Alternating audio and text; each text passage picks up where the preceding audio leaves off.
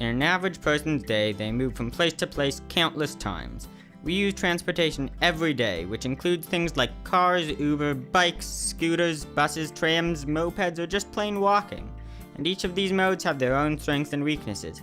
Some criteria we can use to compare these are environmental impact, accessibility, and speed. We can use these criteria to compare the two most common modes of transportation, cars and buses. In Salt Lake City, Utah, one of the most important criteria on people's minds is the environmental impact. This mainly means the amount of surplus carbon emissions being released from modes of transportation.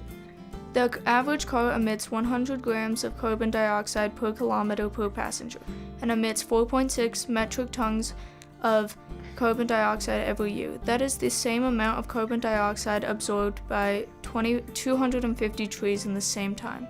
Buses are just as efficient as cars in distant to carbon dioxide comparisons. However, buses carry more people on average, so their standard emission per kilometer per person is estimated at 75 grams. Additionally, one can note that boarding a bus will have no effect on the bus's total emissions, making the surplus carbon emissions equal to zero. Another important criterion for this comparison is accessibility. This means both the monetary price of using the transport as well as how easy it is to use. An average new car can cost around $20,000 and an additional 11 cents per kilometer due to gas price, along with variable upkeep costs.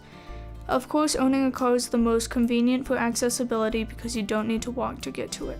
For buses, the average ticket costs about $5 per round-trip ride. Additionally, there are day passes or month passes which can lower the costs. Using a bus requires walking to a bus stop, but usually there are some located close to your starting location.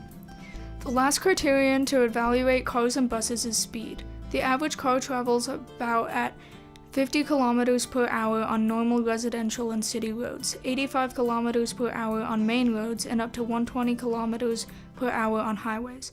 Additionally, while rare in Salt Lake City, heavy traffic in many large cities can slow speeds to around 10 kilometers per hour.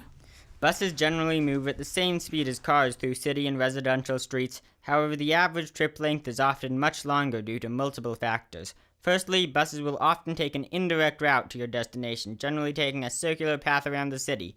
Secondly, the time waiting at a bus stop should be taken into account, as they oftentimes show up at half-hour intervals and experience delays. Additionally, traveling long distances by bus may require certain time-consuming transfers, or, in certain cases, be outright impossible. Long story short, different modes of transportation are better depending on the person's priorities.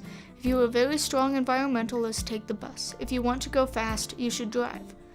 As we are getting older and learning how to drive, we tend to go out more and be around the city.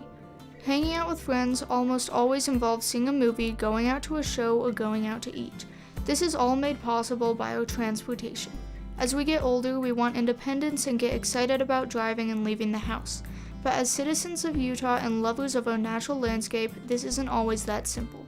Buses and public forms of transportation, although not always the most convenient, can help us get out of our houses and still improve our carbon footprints. Teenagers in Salt Lake City can use this comparison to understand the benefits of public transportation and should be consciously thinking about their choices of travel.